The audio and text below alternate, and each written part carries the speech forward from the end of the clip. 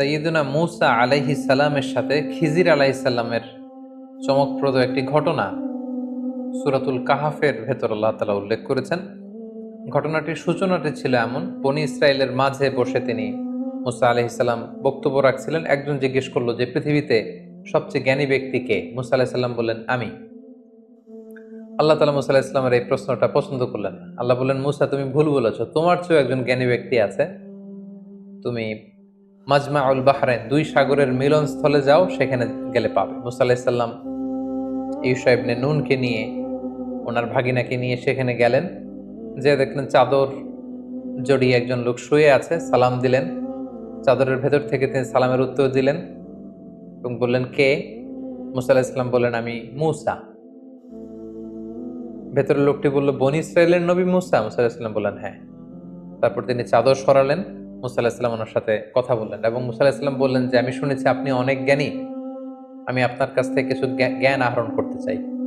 খিজির আলাইহিস সালাম বললেন যে না, আমাকে আল্লাহ তাআলা যেই জ্ঞান দিয়েছে সেটা রিসিভ করার ধৈর্য আপনার নেই, আপনি পারবেন না, আপনি ফিরে যান।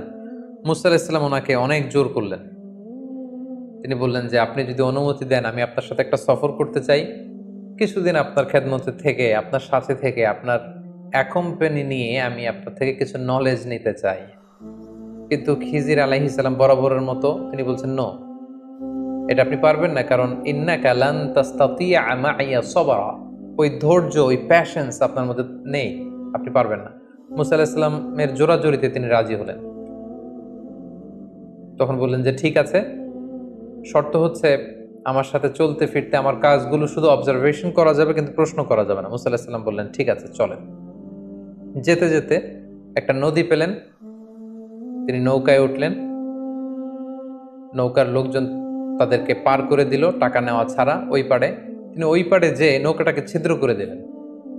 মূসা আলাইহিস সালাম বললেন, এটা আপনি কেমন কাজ করলেন? তারা আমাদেরকে ফ্রিতে বিনা টাকায় নদী পারাপার করে দিল, আপনি নৌকা ছিদ্র করে দিলেন? খিজির আলাইহিস সালাম বললেন, এই তো, আমি তো আগেই বলেছি যে আপনি আমার সাথে কন্টিনিউ করতে পারবেন না, আপনি তো প্রশ্ন করে ফেললেন। মূসা আলাইহিস সালাম বললেন যে আমি ক্ষমা চাই, এরপর থেকে আমি আর কোনো প্রশ্ন করব না। খিজির আলাইহিস সালাম ওনার এক্সকিউজ গ্রহণ করলেন, আবার চলতে আরম্ভ করলেন। হঠাৎ একটা ছোট বাচ্চাকে খেলতে দেখে বাচ্চাটাকে ধরে খিজির আলাইহিস সালাম হত্যা করে ফেললেন। মূসা আলাইহিস সালাম বললেন, এটা আপনি কি করলেন? একটা নিরীহ নিষ্পাপ মাসুম বাচ্চাকে আপনি হত্যা করলেন? সেদিন খিজির আলাইহিস সালাম বললেন, আবারও আপনি আপনার প্রমিসকে ভঙ্গ করেছেন, আবার আপনি প্রশ্ন করেছেন, আর সামনে আপনাকে নিয়ে এগোনো যাবে না, আপনি এখান থেকেই চলে যান। সেদিন মূসা আলাইহিস সালাম বললেন যে আমি আবারও দুঃখ প্রকাশ করছি, আরেকবার আপনি আমাকে সুযোগ দেন, এরপরে যদি আমি প্রশ্ন করি তাহলে হাদা ফিরাকু বাইনি ওয়া বাইনাক, আর কোনো কথা আমার থাকবে না। খিজির আলাইহিস সালাম মেনে নিলেন, আবার চলতে আরম্ভ করলেন। এবার দুজনই খুব ক্ষুধার্ত। এক ইহুদি বসতির সামনে যেয়ে তিনি বললেন যে আমাদেরকে কি কোনো খাবার দেয়া যাবে? আমরা দুজন অত্যন্ত ক্ষুধার্ত। তারা বলল যে না, আমরা খাবার দিতে পারবো না। ওনারা এই বাড়ি থেকে বের হয়ে আসার সময় দেখলেন বাড়ির চারদিকে একটা দেয়াল ভেঙে পড়বার মতো উপক্রম। খিজির আলাইহিস সালাম উনি বললেন, আসুন মূসা, আমরা এই দেয়ালটাকে ঠিক করে দেই। এমনিই নবী মূসা আলাইহিস সালাম ক্ষুধার্ত, খিজির আলাইহিস সালাম তিনিও ক্ষুধার্ত। মূসা আলাইহিস সালামকে সাথে নিয়ে ওনারা দেয়াল ঠিক করতে লাগলেন। বাড়ির চারদিকে দেয়ালটাকে সুন্দরভাবে ওনারা ঠিক করে দিয়ে চলে যাবেন। ক্ষুধার্ত নবী মূসা আলাইহিস সালাম আর ধৈর্য ধারণ করতে পারলেন না। উনি বললেন, এটা একটা কাজ হলো? আমরা ক্ষুধার্ত খাবার চাইলাম, তারা তো খাবার দিলই না, আপনি ওই বাড়ির চারদিকের দেয়ালকে ঠিক করে দিলেন। আর দেয়াল ঠিক করলেন ভালো কথা, এই দেয়াল ঠিক করার বিনিময়টা তো নিতে পারতেন, এটার যে পারিশ্রমিক এটাও তো নিলেন না। এবার খিজির আলাইহিস সালাম বললেন, না, ক্বালা হাযা ফিরাকু বাইনি ওয়া বাইনিক, এটাই হচ্ছে তোমার আর আমার মাঝে ফেরাক, আপনাকে নিয়ে আর সামনের দিকে যাওয়া যাবে না। এবার আপনি শুনুন কেন আমি এই কাজগুলো করেছি। প্রথমে যারা আমাদেরকে ফ্রিতে নদী পারাপার করে দিয়েছিল তাদের নৌকা ছিদ্র করেছে এই কারণে, এলাকায় একজন অত্যাচারী বাদশাহ রয়েছে, সে যাদেরই নৌকা পায় সেই নৌকাগুলো সিজ করে নিয়ে যায়, লুটতরাজ করে। কিন্তু আমি তাদের নৌকা ছিদ্র করে দেওয়ার কারণে এই নৌকাটাকে বাদশাহ আর সিজ করবে না বা নিয়ে যাবে না। ফলে নৌকার মালিক ওইটাকে রিপেয়ার করে তারা চলতে পারবে, তাদের জীবন চলে যাবে। কিন্তু যদি নৌকাটা একেবারে নিখুঁত থাকতো, সেটাকে তারা আর বাঁচিয়ে রাখতে পারতো না ওই বাচ্চার হাত থেকে। দ্বিতীয় ছোট বাচ্চাকে যে আমি হত্যা করেছি, আল্লাহ তাআলা আমাকে জানিয়েছে সে অনেক বড় সন্ত্রাস হবে, এলাকার ফাসাদ সৃষ্টিকারী হবে, তার মা বাবাকে সে হয়তো জাহান্নামী বানাবে। এজন্য আল্লাহ তাআলার আদেশে আমি তাকে হত্যা করেছি, আমার নিজের ইচ্ছায় নয়। এবং আশা করছি আল্লাহ তাআলা পরবর্তীতে এই কাপলকে, এই দম্পতিকে হয়তো এমন এক সন্তান দান করবে যাদের মাধ্যমে তারা খুশি হবে। এবং তৃতীয় পর্যায়ে যেই ফ্যামিলির দেয়াল আমি ঠিক করে দিয়েছি, ওই ফ্যামিলিতে দুজন ইয়াতিম আছে যাদের বাবা মা ছিল অত্যন্ত ভালো মানুষ, এবং তাদের দেয়ালের নিচে আছে তাদের বাবার রেখে যাওয়া গুপ্তধন। এই দেয়াল যদি ভেঙে পড়তো, এই গুপ্তধন অন্যান্যরা এখান থেকে কেড়ে নিত। তাই আমি চেয়েছি যে তারা বড় হয়ে তাদের নিজেদের গুপ্তধন থেকে নিজেরা যেন উপকৃত হয়। এই জ্ঞান আল্লাহ তাআলা আমাকে দান করেছে, যেটা আল্লাহ তাআলা আপনাকে দান করেননি। এবং এই ঘটনার পর থেকে আর সামনে আপনাকে নিয়ে আমি চলতেও পারবো না। ফেরাউনের সে স্বপ্নটি ছিল, ফেরাউন একদিন স্বপ্নে দেখে যে বাইতুল মুকাদ্দাস থেকে একটা বিশাল আগুনের কুণ্ডলী এসে মিশরের রাজাদের যে রাজপ্রাসাদ, ফেরাউনের রাজপ্রাসাদ, এগুলোকে জ্বালিয়ে দিচ্ছে, এবং মিশরের যে আদি অধিবাসী কিপ্তি তাদের ঘরগুলোকে জ্বালিয়ে দিচ্ছে। কিন্তু বাইতুল মুকাদ্দাস থেকে আসা সেই আগুনের কুণ্ডলী কোনো বনি ইসরায়েলের ঘরেও যাচ্ছে না, বনি ইসরায়েলদেরকে জ্বালাচ্ছে না। এই স্বপ্ন দেখে সে তো ঘুম থেকে জেগে উঠলো। সে অবাক করা এই স্বপ্ন দেখে অত্যন্ত ভীত হয়ে গেল, এবং মিশরের তৎকালীন বড় যারা স্বপ্নের ব্যাখ্যাকার তাদেরকে ডেকে পাঠালো। সবাইকে বললো যে আমি স্বপ্নে দেখেছি বাইতুল মুকাদ্দাস থেকে, ফিলিস্তিন থেকে আগুন এসে আমাদের রাজপ্রাসাদ জ্বালিয়ে দিচ্ছে, মিশরীদের ঘরবাড়ি জ্বলে যাচ্ছে, কিন্তু বনি ইসরায়েলদের কিছু হচ্ছে না। এই স্বপ্নের ব্যাখ্যা কি? মিশরের তৎকালীন স্বপ্ন ব্যাখ্যাকারীরা তারা বলতে আরম্ভ করলো যে বনি ইসরায়েলের মধ্যে থেকে অচিরেই এমন এক নবজাতক সন্তানের জন্ম হবে যে আপনার এই রাজপ্রাসাদকে তছনছ করে দেবে। এই ঘটনা শোনার পর থেকে ফেরাউন খুব ভয় পেয়ে গেল, এবং সে ঘোষণা দিল, আজ থেকে বনি ইসরায়েলের কোনো পুত্র সন্তানকে আমি বাঁচিয়ে রাখবো না, সব পুত্র সন্তানকে জবাই করা হবে, কেবলমাত্র বনি ইসরায়েলের যে কন্যা সন্তান হবে এদেরকে বাঁচিয়ে রাখা হবে, এবং এদেরকে আমরা দাসী হিসেবে ইউজ করবো। আল্লাহ তাআলা কোরআনের অনেক জায়গায় এই ব্যাপারটি উল্লেখ করেছেন, ইউদাব্বিহুনা আবনাআকুম ওয়া ইস্তাহয়ুনা নিসাআকুম। তারা বনি ইসরায়েলের পুত্র সন্তানদেরকে জবাই করে ফেলতো, একেবারে লিটারেলি জবাই করে ফেলতো, স্লটার করে ফেলতো, এবং বনি ইসরায়েলের যে কন্যা সন্তান তাদেরকে তারা জীবিত রাখত। ঠিক এরকম একটি ভয়ঙ্কর পরিস্থিতির মধ্য দিয়ে যখন বনি ইসরায়েলের কোনো ফ্যামিলিতে কোনো পুত্র সন্তান জন্মালেই তাকে মৃত্যুর মুখোমুখি হতে হয়, ঠিক ওই মুহূর্তে আল্লাহ তাআলা মূসা আলাইহিস সালামকে এই পৃথিবীতে পাঠালেন। এবং এমনভাবে মূসা আলাইহিস সালামের মা ওনাকে পেটে ধারণ করেছেন যে আশেপাশের মানুষরা বুঝতে পারেনি, তিনি লুকিয়ে রেখেছিলেন। এবং আল্লাহ তাআলার পক্ষ থেকে তার কাছে ওহী প্রেরণ করা হয়েছিল, যে ব্যাপারে আল্লাহ তাআলা সূরাতুল কসাসের মধ্যে বলছেন, ওয়া আওহাইনা ইলা উম্মি মূসা আন আরদিঈহি ফাইযা খিফতি আলাইহি ফাআলকিহি ফিল ইয়াম্মি ওয়ালা তাখাফি ওয়ালা তাহজানি। আল্লাহ তাআলা সাইয়েদনা মূসা আলাইহিস সালামের মাকে প্রত্যাদেশ করলেন যে, হে মূসার মা, অর্থাৎ মূসা আলাইহিস সালামের মায়ের হৃদয়ের ভেতরে আল্লাহ তাআলা এমন কিছু ঢেলে দিলেন যাতে করে তিনি বুঝতে পারলেন যে যখনই মূসা জন্মগ্রহণ করবে তাকে আমার সাথে রাখা যাবে না। আল্লাহ তাআলা বললেন, ফাআলকিহি ফিল ইয়াম্মি ওয়ালা তাখাফি ওয়ালা তাহজানি। হে মূসার মা, তুমি সিন্ধুকের মধ্যে মূসাকে ঢুকিয়ে তাকে নীল নদে নিক্ষেপ করে দাও, আর ভয় পেও না তুমি। ইন্না রাদ্দুহু ইলাইকি, আমি অচিরেই আমার বিশেষ কৌশলে মূসাকে, অর্থাৎ তোমার নবজাতক সন্তানকে তোমার কোলেই আমি ফিরিয়ে দিব। সুবহানাল্লাহ। এবং তাকে আমি রসুল বানাবো। ব্যাপারটি কেমন ছিল? তিনি কাঠ দিয়ে সিন্ধুক বানালেন, মূসা আলাইহিস সালামকে ভাসিয়ে দিলেন, এবং মূসা আলাইহিস সালামের বোনকে তার মা বললেন যে তুমি নীল নদের পাশ দিয়ে হেঁটে যেতে থাকো এবং দেখো যে এই সিন্ধুকটা কোথায় যায়।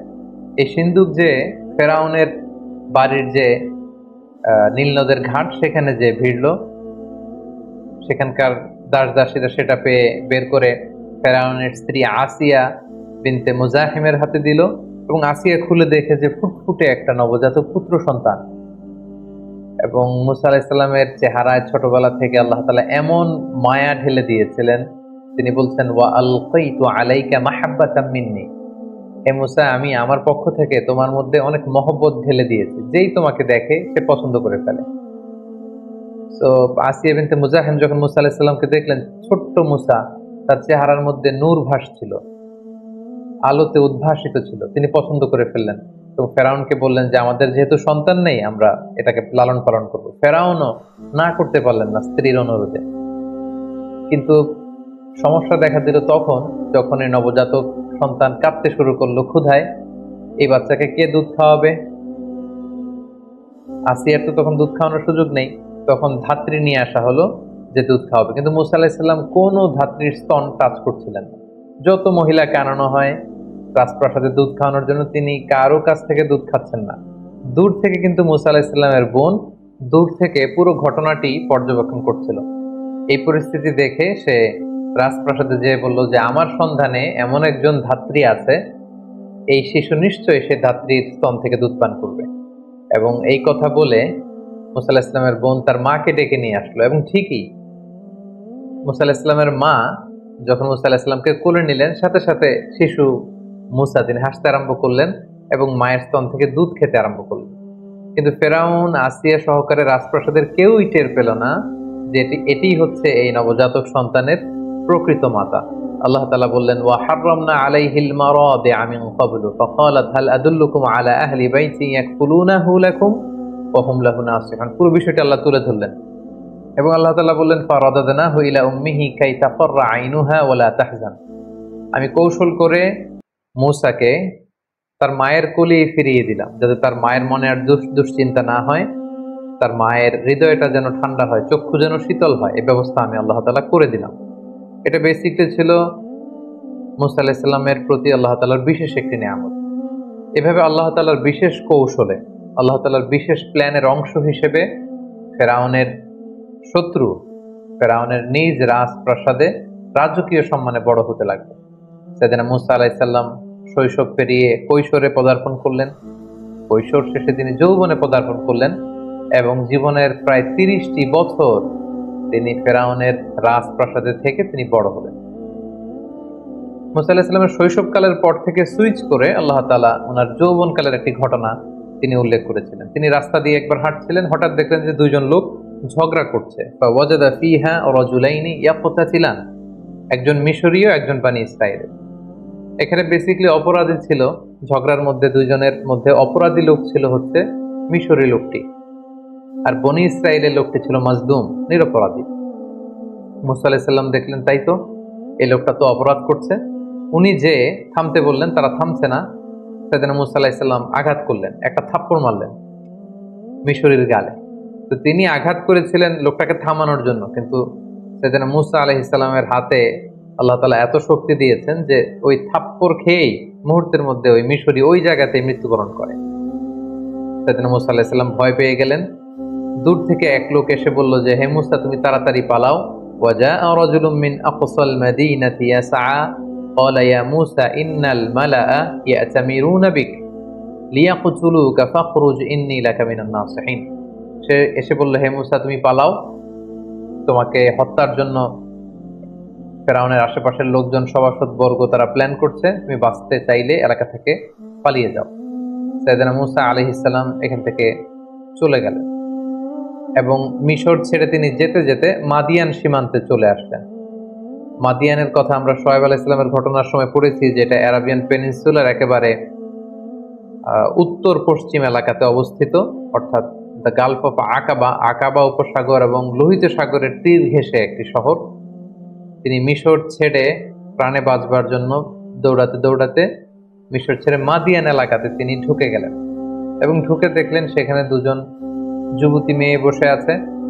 তিনি তাদের কাছে যেয়ে বললেন, ক্বালা মা খাতবুকুমা, তোমরা বসে আছো কেন এখানে? তারা বলল, আমরা একজন বৃদ্ধ মানুষের দুজন কন্যা, আমরা ছাগলকে পানি পান করাতে এসেছি, কিন্তু এলাকার লোকেরা তারা ভিড় করছে, পানি পান করাচ্ছে, ফলে আমরা তাদেরকে ভিড় ঠেলে যে আমাদের ছাগলগুলোকে যে পানি পান করবো আমাদের সামর্থ্য নেই। সাইয়েদনা মুসা আলাইহিস সালাম নিজে দায়িত্ব নিয়ে এই দুজন যুবতী মেয়ের সাথে যে ছাগলগুলো ছিল এগুলোকে পানি পান করিয়ে দিল এবং তিনি আল্লাহ তাআলার কাছে দোয়া করতে লাগলেন যে, হে আল্লাহ, কোন এলাকাতে আমি আসলাম, এখানে কোথায় যাব? আমার ঘর নেই, আমার বাড়ি নেই, আমাকে আশ্রয় দেওয়ার কেউ নেই। তিনি যখন আল্লাহ তাআলার কাছে কায়মনে বাক্যে দোয়া করছিলেন, এই দুইজন যুবতী যে বাড়িতে তাদের পিতার কাছে সবকিছু খুলে বললেন কোন মুফাসসিরিন একরাম বলেছেন যে উনিই হচ্ছেন শুআয়ব আলাইহিস সালাম, কেউ কেউ বলেছেন না, তিনি শুআয়ব আলাইহিস সালাম নন, তিনি ছিলেন আল্লাহ তাআলার একজন প্রিয় ভাজন বান্দা। এবং তারা যখন এই কথা বলল, ওই বৃদ্ধ লোকটি বললেন, তাহলে সেই যুবককে ডেকে আনো, তাকে তো ধন্যবাদ দেওয়া দরকার। তাদের একজন মেয়ে সাইয়েদনা মুসা আলাইহিস সালামের কাছে যেয়ে বললেন, আমাদের পিতা আপনাকে ডেকে পাঠিয়েছে, চলুন। সাইয়েদনা মুসা আলাইহিস সালাম গেলেন এবং যাওয়ার পরে সেই ব্যক্তিটি সাইয়েদনা মুসা আলাইহিস সালামকে ধন্যবাদ দিলেন এবং বললেন, তোমার ঘটনাটি আমাকে খুলে বলো, তাহলে আমি তোমাকে কিছু উপদেশ দিতে পারি। সাইয়েদনা মুসা আলাইহিস সালাম পুরো ব্যাপারটি খুলে বললেন যে এমন এমন ঘটনা, আমি জালেমদের কবল থেকে পালিয়ে এসেছি। তিনি বললেন যে নাজাউতা মিনাল কওমিজ যালিমিন, তুমি তো বেঁচে এসেছো।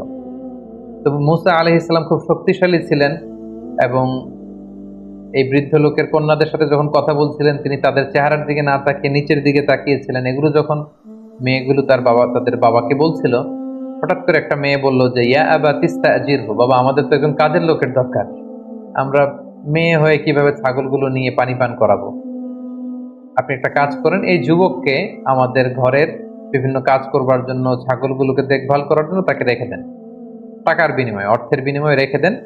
ইন্না খায়রা মান ইস্তাজারতাল কবিয়ুল আমিন, হে বাবা এমন লোককে আমাদের ঘরের অ্যাসিস্ট্যান্ট হিসেবে রাখা দরকার যে শক্তিশালী এবং নিরাপদ, বিশ্বস্ত। এবং এই ভিনদেশী যুবকের মধ্যে আমরা দুই গুণ, এই দুটো গুণই পেয়েছি।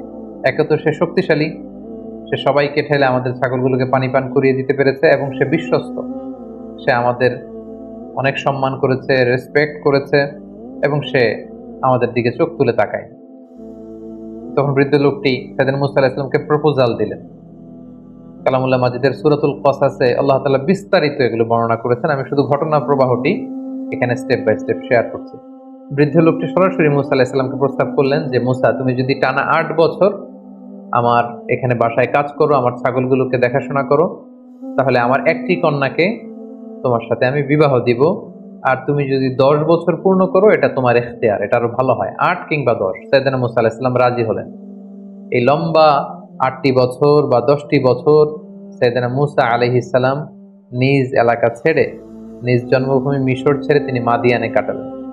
আসলে শুধুমাত্র মুসা আলাইহিস সালামের জীবনেই যে এই সংগ্রাম এসেছিল এমনটি নয়, বরং আল্লাহ তাআলা প্রেরিত প্রতিটি নবীর জীবনই ছিল কিন্তু এরকম সংগ্রামে পরিপূর্ণ। তাদের প্রত্যেকেই, তারা মরুভূমিতে মেষ চড়িয়েছেন, অনেককে তাদের এলাকা ত্যাগ করতে হয়েছিল, হিজরত করতে হয়েছে, বাতিলের বিরুদ্ধে, তাগুতের বিরুদ্ধে লড়াই করতে হয়েছে, এবং নানা সময় তারা স্বজাতির লোকজন বা নিজের উম্মতের বিরোধিতার সম্মুখীন হয়েছে। সাইয়েদনা মুসা আলাইহিস সালাম প্রায় 10টি বছর মাদিয়ানে সময় কাটালেন। সেই বৃদ্ধ লোকের একটি কন্যার সাথে বিবাহ বন্ধনে আবদ্ধ হলেন। কোন বর্ণনা মতে তার 2জন সন্তান হয়েছিল, এবং তৃতীয় সন্তান যখন তার স্ত্রীর পেটে, তখন তিনি সেই বৃদ্ধের কাছ থেকে, অর্থাৎ ওনার শ্বশুরের কাছ থেকে, যেটা কোনো বর্ণনা মতে শুআয়ব আলাইহিস সালাম ছিলেন, ওনার কাছ থেকে বিদায় নিয়ে এবার তিনি নিজ জন্মভূমি মিশরে ফিরে যাবেন। যেহেতু মাদিয়ান তো ওনার নিজের এলাকা নয়, তিনি যখন মিশরে ফিরে যাবেন, কিছু ছাগল নিয়ে, তার স্ত্রীকে নিয়ে, সন্তানদেরকে নিয়ে, কিছু দাস দাসী নিয়ে তিনি যখন মাদিয়ান থেকে মিশরে ফিরে যাচ্ছেন, তুর পাহাড়ের কাছাকাছি কোনো একটি এলাকাতে যখন তিনি আসলেন, প্রচন্ড শীত ছিল, ওনার স্ত্রী গর্ভবতী, প্রেগনেন্ট, এবং প্রেগনেন্সির পেইন উঠেছে ওনার স্ত্রীর, প্রচন্ড ঠান্ডা এবং অন্ধকার, এবং তিনি ফিল করছেন যে সাধারণ যে রাস্তা, কাফেলা যে রাস্তায় চলে, তিনি ভুল করে রাতের বেলা ওই রাস্তা হারিয়ে হয়তো অন্য কোনো রাস্তায় চলে এসেছেন। হঠাৎ তিনি খেয়াল করলেন দূরে আগুন দেখা যায়। ফাকালা লিআহলিহিম কুসু ইন্নী আনাস্তু নারান লাআল্লি আতীকুম মিনহা বিকবাস আও আজিদু আলান নারি হুদা। তিনি বললেন যে আমার মনে হয় আমরা রাস্তা হারিয়ে ফেলেছি, আর প্রচন্ড ঠান্ডা, একটা কাজ করো, তোমরা সবাই এইখানে কাফেলাকে থামাও, স্টপ, এখানে বসো, বিশ্রাম নাও।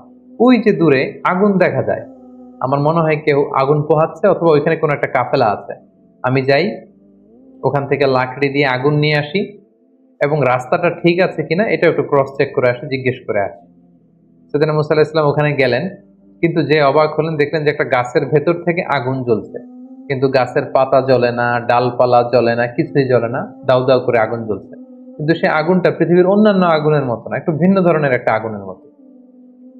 এবং আগুনের ভেতর থেকে একটা সাউন্ড আসলো। তিনি প্রথমে ভেবেছিলেন মানুষরা বসে হয়তো আগুন পোহাচ্ছে, কিন্তু যে দেখেন কোনো মানুষ নেই। একটা অদ্ভুত কাণ্ড, গাছের ভেতরে আগুন জ্বলছে। হঠাৎ সেখান থেকে একটা আওয়াজ আসলো। আওয়াজটা হচ্ছে ইন্নি আনা রব্বুক, মানে আমি তোমার প্রভু, আই এম ইউর লর্ড।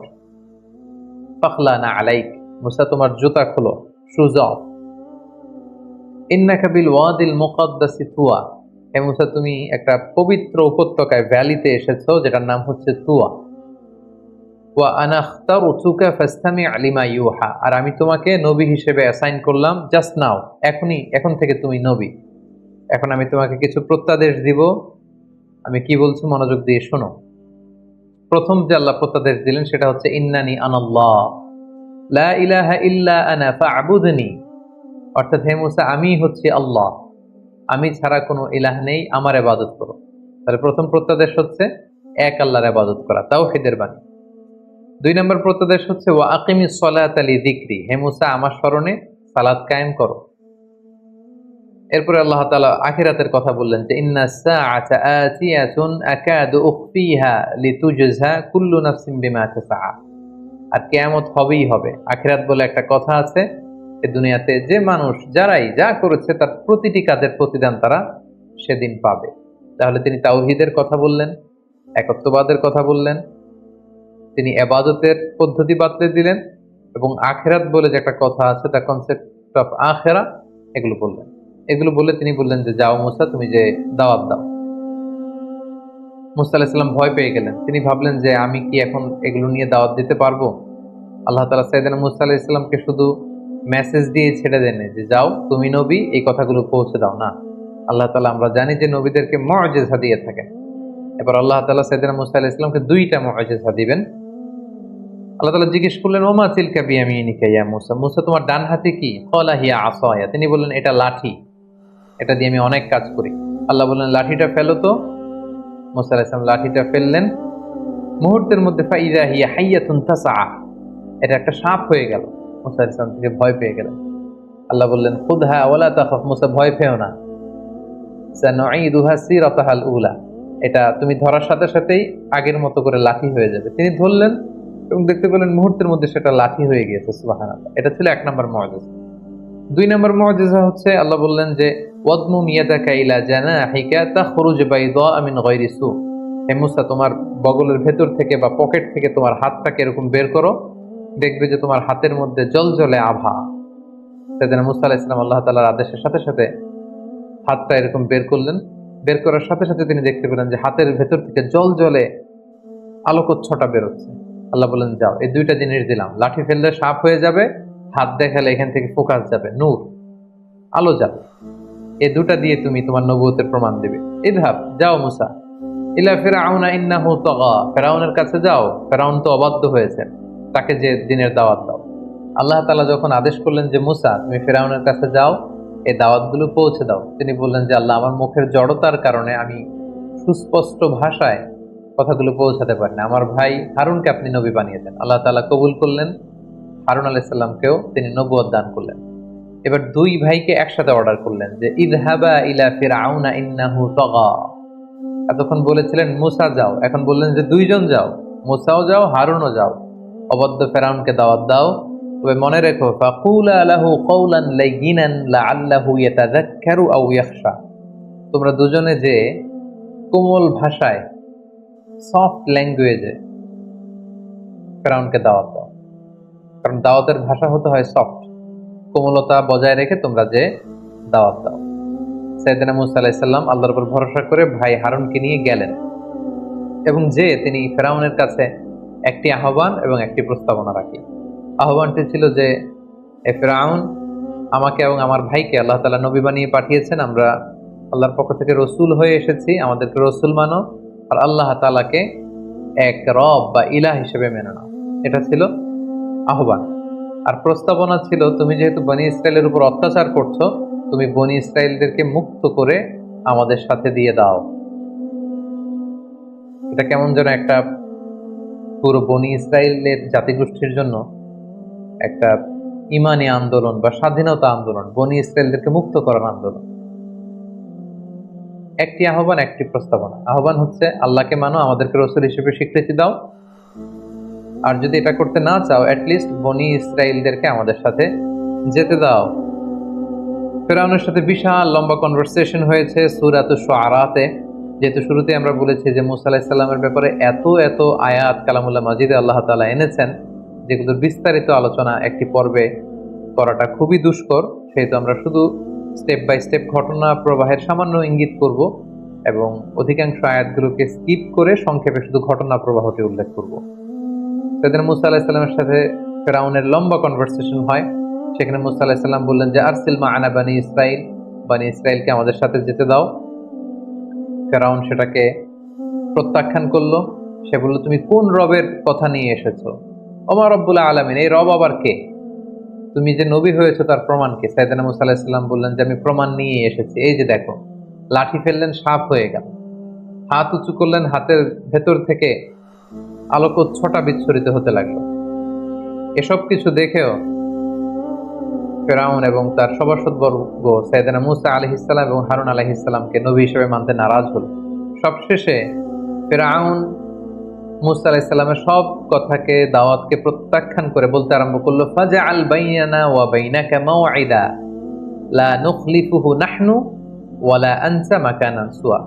মুসা, এত কিছুর শোনার দরকার নাই। তুমি যদি আমার সাথে কনফ্লিক্টে জড়াতে চাও, তুমি কি মুআজিজা নিয়ে এসেছো দেখি। আমি তো এটাকে মুআজিজা মনে করি না, আমি মনে করি জাদু। দেখি, আমার জাদুকরদেরকেও ডাকবো, তুমিও তোমার এই জাদু নিয়ে আসো, দেখি কে জিতে। তুমি একটা ডেট দাও, অ্যাপয়েন্টমেন্ট দাও, যেদিন আমিও আসবো তুমিও আসবে, সেদিন সবচেয়ে বড় খেলা হবে, তুমি আসো। ক্বালা মাউঈদুকুম ইয়াউমুজ যিনাতি ওয়া আইয়ুহশারান নাসু দুহা। সাইয়েদনা মুসা আলাইহিস সালাম বললেন, ঠিক আছে, সামনের যে আমাদের ফেস্টিভ্যাল আছে, উৎসবের দিন, সেদিন আসো। এবং দুপুর বেলায়, যেদিন একেবারে ভেরি সানি ডে, আলোকোজ্জ্বল একটা দিন, সেদিন আমিও আসবো, তুমিও জাদুকরদের নিয়ে আসো। সেদিন মুসা আলাইহিস সালামের এই কথা শুনে ফেরাউন রাজি হলো এবং ফেরাউন মিশরের বিভিন্ন শহরে বড় বড় জাদুকরদেরকে একসাথে একত্রিত হওয়ার জন্য বলল এবং ফেরাউন তাদেরকে আশ্বস্ত করলো, যদি তোমরা মুসার উপরে তাকে হারিয়ে বিজয় লাভ করতে পারো, অনেক সম্মান তোমাদের হবে, আমার খুব কাছে চলে আসতে পারবে, অনেক উপঢৌকন, টাকা পয়সা, সম্মান, খ্যাতি সব তোমাদেরকে আমি দান করব, কিন্তু শর্ত হচ্ছে মুসাকে হারাতে হবে। উৎসবের দিন মিশরে সব মানুষ একত্রিত হলো। ফেরাউন আসলো, সেদিন মুসা আলাইহিস সালাম আসলেন, জাদুকররা আসলো। জাদুকররা এসে বলল, ক্বালু ইয়া মুসা, হে মুসা, ইম্মা আন তুলকিয়া ওয়া ইম্মা আন নাকুনা নাহনুল মুলকিন। আপনি জাদু আগে ফেলবেন না আমরা ফেলবো? মুসা আলাইহিস সালাম বললেন, তোমরা ফেলো। তারা ফেলতে আরম্ভ করলো। তাদের কারো কারো জাদুর ফলে বাঘ তৈরি হলো, সিংহ তৈরি হলো, ভাল্লুক তৈরি হলো, হাতি তৈরি হলো। এবার মুসা আলাইহিস সালাম বলল যে আমি আমার মুআজিজা কি প্রদর্শন করব? তারা বলল, হ্যাঁ, আপনি প্রদর্শন করুন। সেদিন মুসা আলাইহিস সালাম তখন ওনার হাতের লাঠিটা শুধু ফেললেন এবং আল্লাহু আকবার, লাঠি ফেলার সাথে সাথে হাইয়াতান তাসআ, বিশাল এক সাপ হয়ে গিয়েছে। এবং এই মুআজিজা বিশিষ্ট সাপ সেই জাদুর বাঘ, ভাল্লুক, সিংহ যত কিছু ছিল সব কিছুকে খেয়ে ফেরাউনের সামনে এরকম হাঁ করে আছে। এবং এই দৃশ্য দেখে জাদুকররা তো অবাক, কারণ কোনটা জাদু এটা জাদুকররা খুব ভালো করেই জানে। তারা বুঝতে পেরেছে যে এটা আসলে জাদু নয়, এটা মুআজিজা ছাড়া অন্য কিছু নয়, এবং এই ব্যক্তি আল্লাহ তাআলার পক্ষ থেকে প্রেরিত রাসূল ছাড়া অন্য কেউ নন। ফাউলকিয়া সাহারাতু সাজিদিন, সব জাদুকররা সিজদায় লুটিয়ে পড়ল এবং তারা বলল যে আমরা ঈমান আনলাম। ফেরাউন তো রেগে গেল।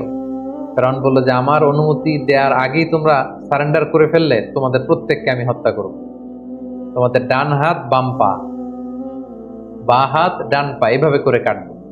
ফেরাউনের এই শাস্তির কথা শুনেও জাদুকররা মোটেও বিচলিত না হয়ে তারা বলল যে ক্বালু লা দাইর, কোনো সমস্যা নেই, আপনি যত শাস্তি আমাদেরকে দেন না কেন, ইন্না ইলা রাব্বিনা মুনকালিবুন, আমরা তো আমাদের রবের দিকেই ফিরে যাব, সো আমরা এটাকে ভয় করি না।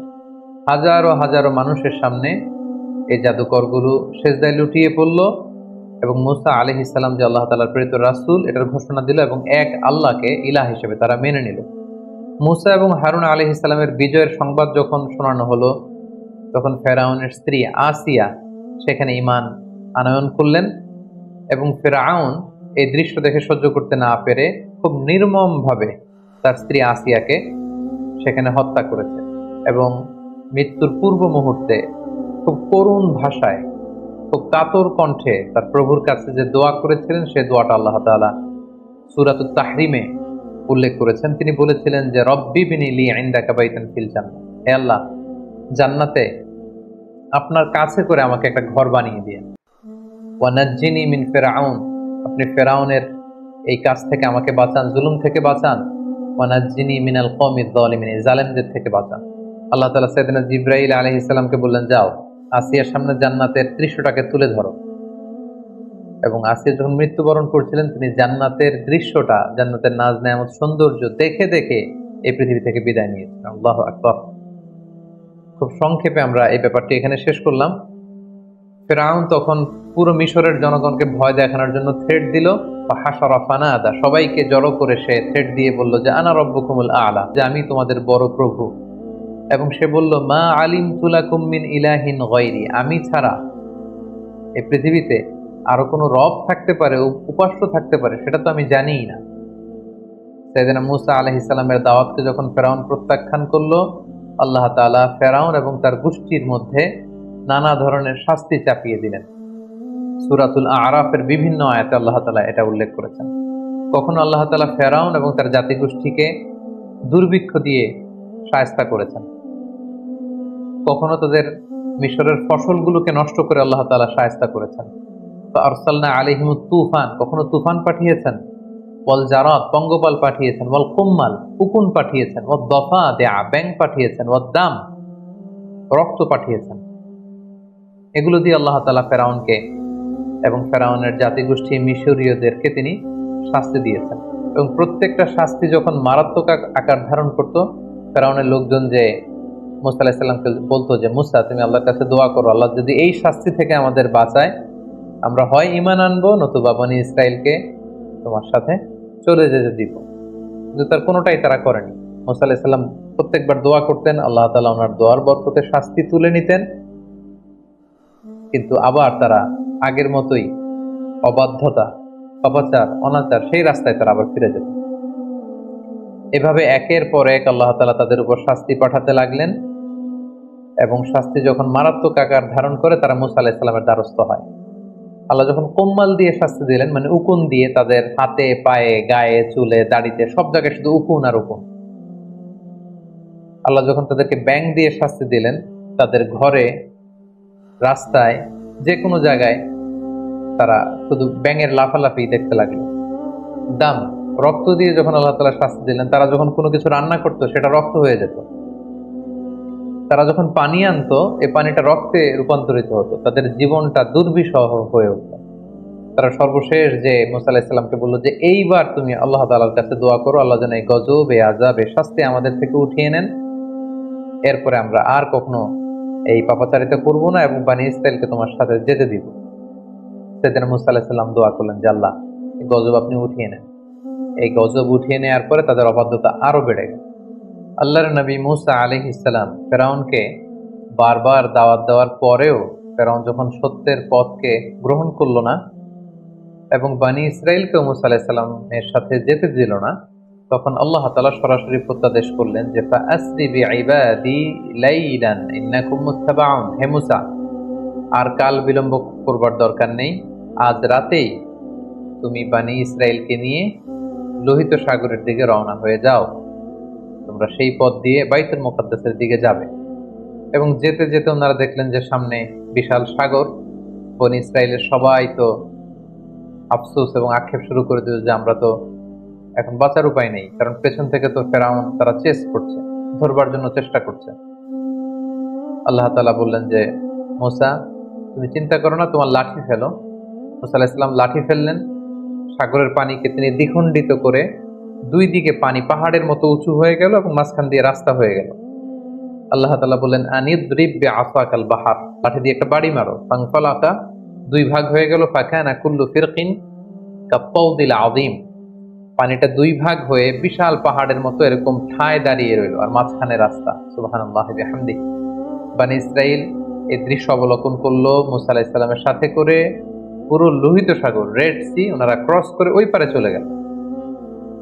এবার যদি মূসা আলাইহিস সালাম লাঠি আবার তুলে নেয়, তাহলে এই রাস্তা পানিতে বিলীন হয়ে যাবে। আল্লাহ বললেন না, এই রাস্তা সরানো যাবে না, কারণ এখনই ফেরাউনের বাহিনী এই সুন্দর রাস্তা দেখে তারাও নেমে পড়বে সাগরে। ওয়াতরুকিল বাহরা রাহওয়া, সাগর যেরকম আছে এরকম থাকতে দাও মুসা। ইন্নাহুম জুনদুম মুগরাকুন, ওরা ডুববে।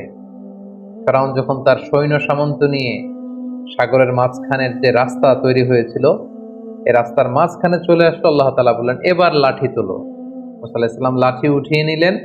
মুহূর্তের মধ্যে লোহিত সাগরের বিশাল ঢেউ এসে ফেরাউনকে তার সদল বলে সলিল সমাধি করে দেয়া হলো। এবং এ ব্যাপারে খুব সুস্পষ্ট আল্লাহ তাআলা কালামুল্লাহ মাজিদের সূরা ইউনূসে উল্লেখ করলেন যে হাত্তা ইযা আদরাকাহুল গরাকু, যখন সাগরের পানি এসে ডুবিয়ে দিল, ফেরাউন পানি খেতে খেতে একেবারে গলা পর্যন্ত পানি, এখন মরে যাবে।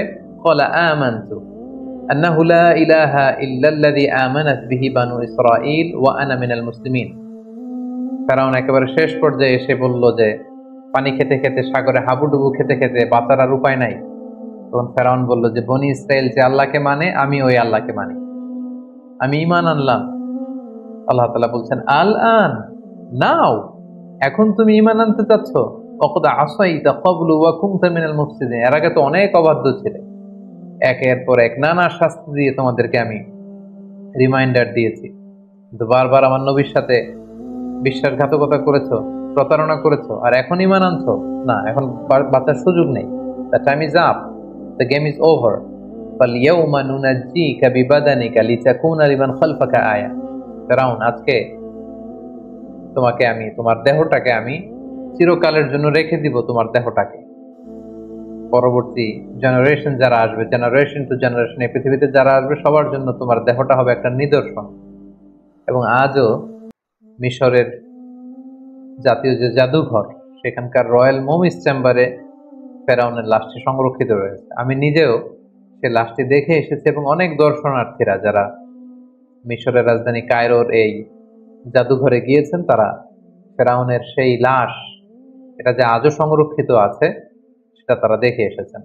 এবং ফেরাউনের সলিল সমাধি হলো, ফেরাউনের অনুসারীরা সাগরে ডুবে মারা গেল, আর সাইয়েদনা মূসা আলাইহিস সালাম তাওহীদের ঝান্ডাবাহী মূসা আলাইহিস সালাম বনী ইসরাইলকে নিয়ে তিনি পার হয়ে গেলেন এবং মুক্তি পেলেন।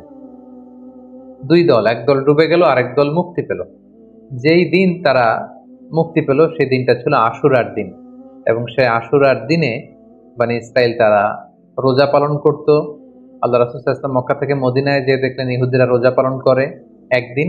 আল্লাহ রাসূল বললেন তারা যদি একদিন রোজা রাখে, আমরা রাখবো 2 দিন।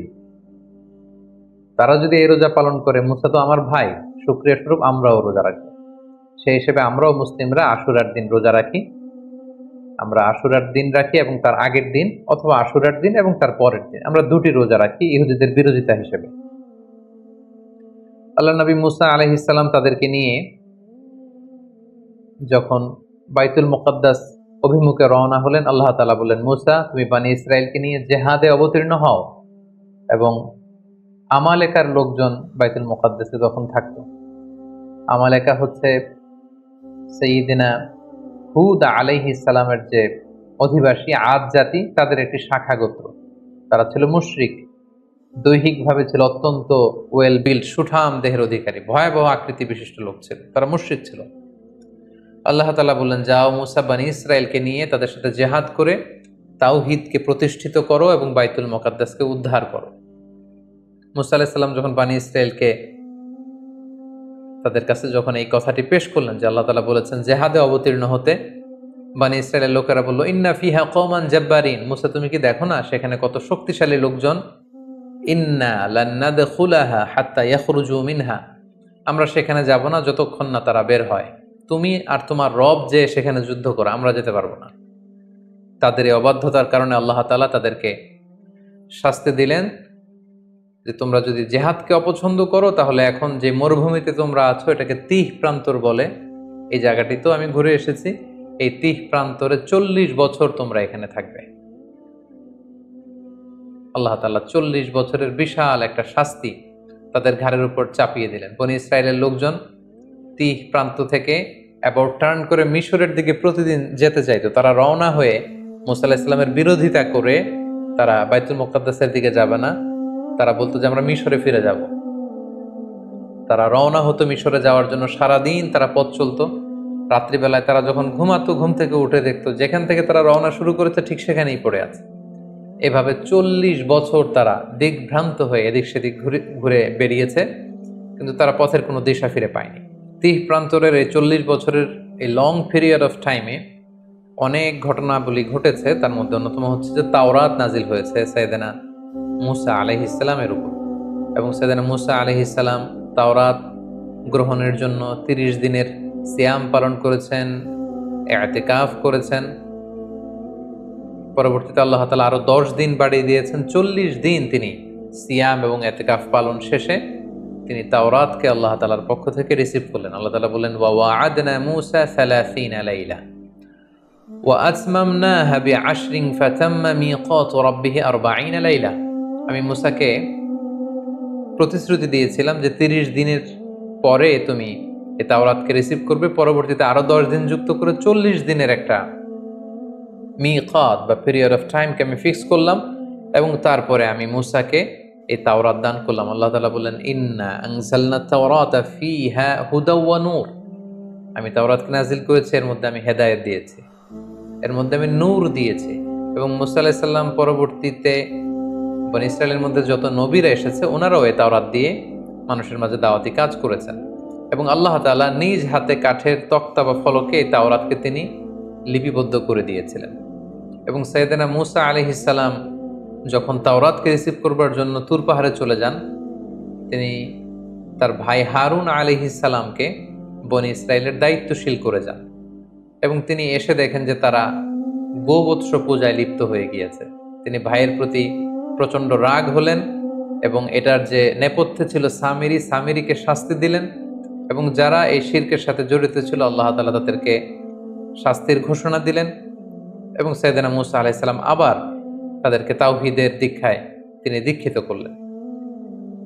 এই 40 বছরের লম্বা সময় আরো একটি ঘটনা ঘটেছে, সেটি হচ্ছে সাইয়েদেনা মুসা আলাইহিস সালাম সরাসরি আল্লাহ তাআলার দিদার লাভের জন্য তিনি আবেদন করেছিলেন। আমরা শুরুতে শুনেছি মুসা আলাইহিস সালাম উনি একমাত্র নবী যিনি ছিলেন কালিমুল্লাহ বা নাজিউল্লাহ, সরাসরি আল্লাহর সাথে কথা বলতেন। তো যিনি সরাসরি আল্লাহর সাউন্ডটা শুনতে পান, আল্লাহ তাআলার কথা যিনি উপলব্ধি করতে পারেন, শুনতে পারেন, তার মনের মধ্যে আল্লাহকে দেখার আকাঙ্ক্ষা তো অনেক বেশি থাকবার কথা। তিনি বললেন, রব্বি আরিনি আনজুর ইলাইক, হে আল্লাহ আমি আপনাকে দেখতে চাই। ক্বালা লান তারানি, মুসা এটা সম্ভব না, কখনো তুমি আমাকে দেখতে পাবে না, never you can see me. ওয়ালাকিন ইনজুর ইলাল জাবাল ফাইন ইসতাকাররা মাকানাহু ফাসাউফা তারানি, পাহাড়ের দিকে তাকাও, পাহাড় যদি টিকে থাকে তবে দেখতে পাবে। আল্লাহ তাআলা নূরের তাজাল্লি দিলেন, মুসা আলাইহিস সালাম বেহুশ হয়ে গেলেন, আর পুরো পাহাড় ফাজআলাহু দাক্কা ওয়া খাররা মুসা সাইকা, পাহাড় ভেঙে চুরমার হয়ে গেল। মুসা আলাইহিস সালাম বেহুশ হয়ে গেলেন। হুশ ফেরার পরে তিনি আল্লাহ তাআলার কাছে ক্ষমা চাইলেন এবং বললেন, আল্লাহ আপনি যেটা বলেছেন ঠিকই বলেছেন, আসলে এই চর্মচক্ষু দিয়ে এই পৃথিবীতে অবস্থান করে আল্লাহ তাআলাকে দেখা বা আল্লাহ তাআলার দিদার লাভ করা এটি সম্ভব নয়, বরং যারা বিশ্বাসী তারা কিয়ামতের দিন আল্লাহ তাআলার দর্শন লাভে তারা ধন্য হবে। এভাবে 40 বছরের লম্বা সময় নানা ধরনের বায়না ধরেছিল এই বনী ইসরায়েলের লোকজন, অধ্যত্ব প্রকাশ করেছিল, নানা ধরনের হঠকারিতা তারা দেখিয়েছিল। এর মধ্যে একটি হঠকারিতার কথা কোরআনে এসেছে যে তারা দেখেছে কিছু কিছু লোক শিরক করে, মূর্তির পূজা করে। তারা দাবি করেছে যে এই যে আল্লাহ ইলাহান কামা লাহুম আলেহা, অর্থাৎ হে মুসা এই সমস্ত লোকদের যেরকম মূর্তি আছে তুমিও মূর্তি এনে দাও, আল্লাহকে না দেখে আবাদত করতে আমাদের ভাল লাগে না। তারা যেমনি একটা জিনিসকে দেখে দেখে আবাদত করে, আমাদেরকে এরকম এনে দাও। মুসা আলাইহিস সালাম রেগে গেলেন, তাদেরকে জাহেল আখ্যা দিলেন। এবং আমরা জানি যে আল্লাহ তাআলা মান্না সালোয়া নামে বিশেষ কিছু খাবার বনী ইসরায়েলকে দিয়েছিলেন। তারা এই খাবার খেতে পছন্দ করলো না। তারা বলল যে লান নাসবিরা আলা তাআমিন ওয়াহিদ, হে মুসা প্রতিদিন এক খাবার ভাল লাগে না। ফাদউ লানা রাব্বাকা ইউখরিজ লানা মিম্মা তুমবিতুল আরদ, তোমার রবকে বলো যে এমন খাবারের ব্যবস্থা করে দিতে যেটা জমিন থেকে উৎপন্ন হয়। মিন বাখলিহা ওয়া কিসাইহা ওয়া ফুমিহা ওয়া আদাসিহা ওয়া বাসালিহা, অর্থাৎ জমিন থেকে রসুন, পেঁয়াজ, ডাল, শশা, শাক সবজি এগুলো রান্না হবে, রসুন দিয়ে বাগার দিয়ে আমরা খাবার খাবো, এটা আমাদের ভাল লাগে, আল্লাহর দেয়া খাবার আমাদের ভাল লাগে না। এরপর তারা আবার বায়না ধরেছিল যে লান নুমিনা লাকা হাত্তা নারাল্লাহা জাহরা, হে মুসা আল্লাহকে না দেখে আমরা আর ইবাদত করতে পারবো না, আগে আল্লাহকে দেখাও তারপরে আমরা ইবাদত করব। এভাবে একের পর এক তারা নানা ধরনের বায়না ধরতে লাগলো, অধ্যত্ততা প্রদর্শন করতে লাগলো, আল্লাহর পাঠানো রাসূল মুসা আলাইহিস সালামের কথার বিরোধিতা করতে লাগলো। সূরা বাকারাতে একটি ঘটনা উল্লেখ হয়েছে তাদের অবাধ্যতার, তাদের গোয়ার্তুমির একটা উদাহরণ আল্লাহ তাআলা এভাবে টেনেছেন। বনী ইসরায়েলের একজন লোক মৃত্যুবরণ করে। এই লোকের হত্যাকারীকে সবাই বলল যে মুসা, আমরা কেউ জানি না এর হত্যাকারীকে, এই কিলারকে তুমি খুঁজে বের করো, তোমার আল্লাহকে জিজ্ঞেস করো যে কে এই হত্যাকারী। মুসা আলাইহিস সালাম যখন আল্লাহর কাছে দোয়া করলেন, আল্লাহ বললেন একটা গরু জবাই করে সেই গরুর গোশত দিয়ে যখন সেই মৃত ব্যক্তির গায়ে টাচ করা হবে, সে মৃত থেকে জীবিত হয়ে নিজেই বলে দিবে কে হত্যাকারী। তো আল্লাহ তাআলার আদেশ পালনের জন্য একটা যে কোনো গরু ধরে জবাই করে সেটার গোশত দিয়ে মৃত ব্যক্তির গায়ে লাগালেই কিন্তু সে জীবিত হয়ে হত্যাকারীর কথা বলে দিত। কিন্তু বনী ইসরাইল এই সহজ কাজটি না করে এখানে ক্ষান্ত না হয় তারা বলল যে এই গরুর রং কেমন, আমরা তো বুঝতেছি না কোন ধরনের গরু জবাই করব, ছোট গরু, মাঝারি গরু, না বৃদ্ধ গরু, লাল গরু নাকি নীল গরু, কোন ধরনের গরু। একের পর এক নবী মুসা আলাইহিস সালামকে প্রশ্ন বানে জর্জরিত করতে করতে পরবর্তীতে আল্লাহ তাআলা এমন ক্রাইটেরিয়া ফিট করে দিলেন পুরো এলাকা জুড়ে আর সেই গরু খুঁজে পাওয়া যায় না। তো এইভাবে কালামুল্লাহ মাজিদের অনেক আয়াতে, বিশেষ করে সূরাতুল বাকারাতে আল্লাহ তাআলা বর্ণনা করেছেন যে কতভাবে এই বনী ইসরাইল আল্লাহ নবী মুসা আলাইহিস সালামকে জ্বালাতন করেছেন, যন্ত্রণা দিয়েছেন, ওনার কথার অবাধ্য হয়েছেন। আল্লাহ তাআলা এগুলো উল্লেখ করেছেন। কিন্তু তারপরেও আল্লাহ নবীর দোয়ার বরকতে সেই তিহ প্রান্তরে মরুভূমির মাঝখানে আল্লাহ তাআলা ওয়াজাল্লালনা আলাইকুমুল গামাম, মেঘমালা দিয়ে তাদেরকে ছায়ার ব্যবস্থা করে দিয়েছিলেন। তৃষ্ণা মেটাতে বনী ইসরায়েলের 12টা গোষ্ঠী ছিল, 12টা ঝর্ণার ব্যবস্থা করে দিয়েছিলেন। সেই জায়গাটাতেও আমি ভিজিট করে 12টা ঝর্ণা দেখে এসেছি। মান্না এবং সালওয়া নামক খাবারের ব্যবস্থা করে দিয়েছিলেন। সহিহ মুসলিমের একটি বর্ণনা থেকে জানতে পারি যে আল্লাহ রাসূল সাল্লাল্লাহু আলাইহি ওয়াসাল্লাম যখন মেরাজের রাতে বিভিন্ন নবীদের সাথে দেখা করেন, সেখানে মুসা আলাইহিস সালামের সাথে দেখা করেছিলেন। এবং আল্লাহ তাআলা আমাদের জন্য 50 ওয়াক্ত সালাত বিশ্বনবীকে উপহার দিয়েছিলেন।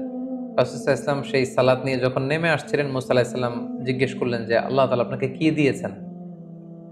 আল্লাহ রাসূল সাল্লাল্লাহু আলাইহি ওয়াসাল্লাম বললেন যে 50 ওয়াক্ত সালাত। মুসা আলাইহিস সালাম বললেন, সর্বনাশ, আপনার উম্মত তো 50 ওয়াক্ত সালাত পড়বে না, আপনি যান কমিয়ে নিয়ে আসেন, কমিয়ে নিয়ে আসতে পারলে ভালো হবে। আল্লাহ নবী সাল্লাল্লাহু আলাইহি ওয়াসাল্লাম গেলেন, 5 ওয়াক্ত কমিয়ে 45 ওয়াক্ত নিয়ে আসেন। মুসা আলাইহিস সালাম বললেন পড়বে না, আবার যান কমিয়ে নিয়ে আসেন। এভাবে 9 বার আল্লাহ রাসূল সাল্লাল্লাহু আলাইহি ওয়াসাল্লামকে মুসা আলাইহিস সালাম পাঠিয়েছেন। এবং মুসা আলাইহিস সালামের এই নেগোসিয়েশনের ফলে, বারবার রাসূল সাল্লাল্লাহু আলাইহি ওয়াসাল্লামকে পাঠানোর ফলে আমরা 50 ওয়াক্ত থেকে কমিয়ে এটাকে 5 ওয়াক্ত সালাত হিসেবে পেয়েছি।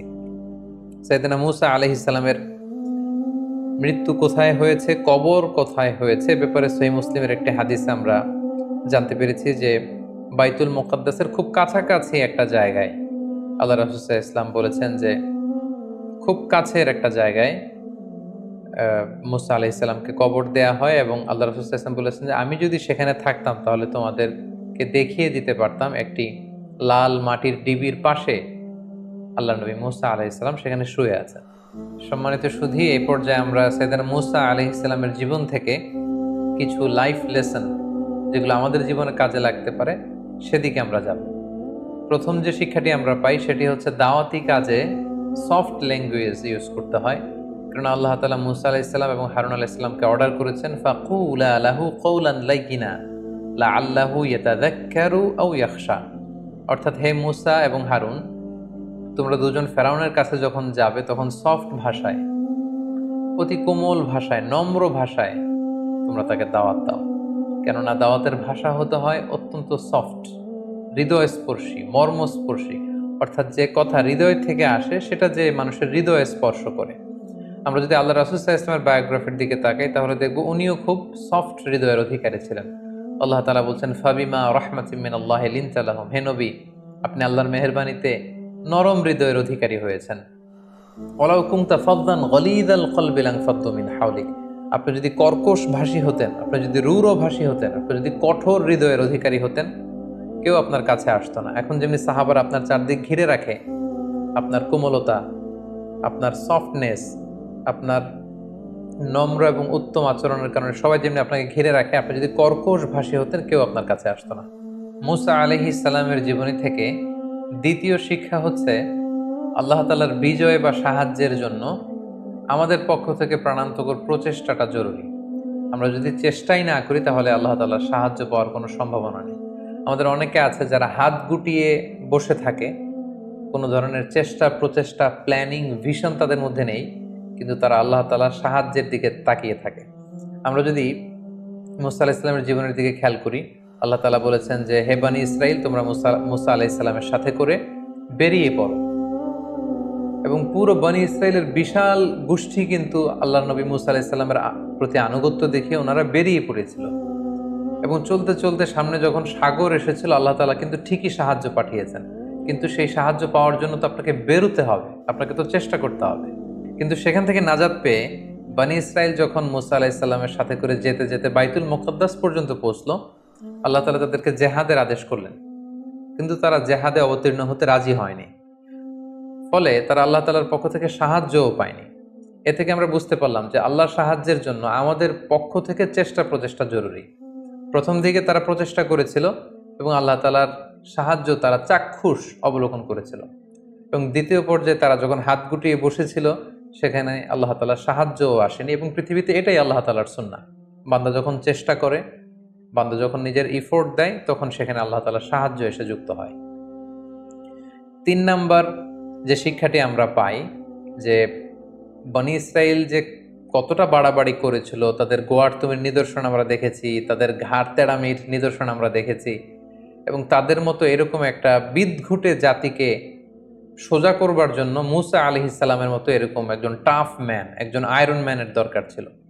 অর্থাৎ জাতিগোষ্ঠী যেমন, তাদের নবীও তেমন। এখানে যদি খুব সফট হার্টের একজন নবীকে আল্লাহ তাআলা প্রেরণ করতেন, তাহলে সেটা খুব একটা ওয়ার্ক করতো না বা রান করতো না। আমরা জানি যে নবীদের মধ্যে থেকে মুসা আলাইহিস সালাম খুব বেশি রাগী ছিলেন, একটু টাফ ছিলেন, একটু কঠোর হৃদয়ের অধিকারী ছিলেন।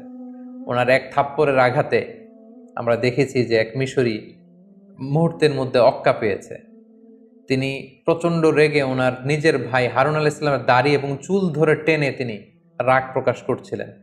খুব কঠোর তিনি ছিলেন, এবং ওনার এই কঠোরতা এটা খুব দরকার ছিল, কারণ জাতি যেমন সে জাতির জন্য নবীও হতে হয় ঠিক তেমন। 4 নম্বর যে শিক্ষাটা আমরা পাই সেটা হচ্ছে জ্ঞান নিয়ে কখনো আসলে বড়াই করতে নেই। জ্ঞানীর চাইতে বড় জ্ঞানী আছে, জান্নেওয়ালার উপরও জান্নেওয়ালা থাকে। এজন্য আল্লাহ তাআলা বলেন ওয়া ফাওকা কুল্লি যী ইলমিন আলিম, জ্ঞানীর উপরও জ্ঞানী আছে, এবং সব জ্ঞানীর চাইতে বড় জ্ঞানী হচ্ছেন আল্লাহ তাআলা। মুসা আলাইহিস সালামকে যখন প্রশ্ন করা হয়েছিল কে সবচাইতে জ্ঞানী, আল্লাহ তাআলা পছন্দ করছিলেন যে আমার নবী মুসা যদি বলতো যে আমি জানি না, আল্লাহই সবচেয়ে বড় জ্ঞানী। এটা ছিল সবচাইতে চমৎকার উত্তর। কিন্তু মুসা আলাইহিস সালাম সরল মনে সহজভাবে তিনি বলে দিয়েছিলেন আমি জ্ঞানী। নিজেকে জ্ঞানী বলে প্রচার করা বা প্রসার করা এটা আল্লাহ তাআলা পছন্দ করেন না। এজন্য মুসা আলাইহিস সালামকে দেখাতে চাইলেন যে মুসা, তুমি যে নিজেকে জ্ঞানী বলছো, তোমার চাইতেও বড় জ্ঞানী এই পৃথিবীতে আমি রেখে দিয়েছি, তার নাম হচ্ছে খিজির। এই ঘটনার মানে এটা না যে মুসা আলাইহিস সালামের চেয়ে খিজির আলাইহিস সালাম বেশি জ্ঞানী। ব্যাপারটা ছিল মুসা আলাইহিস সালামকে আল্লাহ এমন জ্ঞান দিয়েছিলেন যেটা আল্লাহ তাআলা খিজির আলাইহিস সালামকে দেননি, এবং খিজির আলাইহিস সালামকে আল্লাহ তাআলা এমন জ্ঞান দিয়েছিলেন যে জ্ঞান আল্লাহ তাআলা মুসা আলাইহিস সালামকে দেননি। তাই মুসা আলাইহিস সালামকে আরো বিনয় শেখাবার জন্য, জ্ঞানের প্রসঙ্গ আসলে ভবিষ্যতে মুসা আলাইহিস সালাম যেন নিজের দিকে ইঙ্গিত না করে সবচেয়ে বড় জ্ঞানী আল্লাহ তাআলা এভাবে যেন আল্লাহর দিকে ফিরিয়ে দেন, এই শিক্ষাটা আল্লাহ তাআলা মুসা আলাইহিস সালামকে দিতে চাইলেন। এ থেকে আমরা বুঝতে পারলাম যে জ্ঞানীর চাইতেও বড় জ্ঞানী আছে, জান্নেওয়ালার উপরও জান্নেওয়ালা থাকে, এবং জ্ঞান নিয়ে কখনো বড়াই করতে নেই। সর্বশেষ যে শিক্ষাটা আমরা পাই সেটা হচ্ছে travelling in search of knowledge. আপনি যদি জ্ঞান অর্জন করতে চান, আপনাকে সফর করতে হবে। আপনার নিজ ভূখণ্ডে বসে থাকলেই যে সব জ্ঞান অর্জিত হয়ে যাবে এমনটা নয়। যদি সুযোগ হয় আপনার এলাকার স্কলারদের সাথে আপনি যোগাযোগ করে জ্ঞান অর্জন করবেন, এবং দেশের বাইরে যে সফর করে যদি আপনার জ্ঞান অর্জনের সুযোগ থাকে সেটা আপনাকে করতে হবে। আমার মুসা আলাইহিস সালামের জীবনী থেকে কিন্তু এটা আমরা দেখলাম যে তিনি শুধু মিশরেই বসে থাকেননি, তিনি 2 সাগরের মিলনস্থলে সফর করেছেন। খিজির আলাইহিস সালামের সাথে এই দেশ থেকে ওই দেশ, সেখান থেকে ওখানে ঘুরে ঘুরে তিনি বিভিন্ন জ্ঞান অর্জন করতে চেয়েছেন। তাই আমরা যারা জ্ঞান অর্জন করতে চাই, আমাদেরকেও সাইয়েদনা মুসা আলাইহিস সালামের ফুটস্টেপ অনুসরণ করে ট্রাভেলিং করতে হবে ইন সার্চ অফ নলেজ।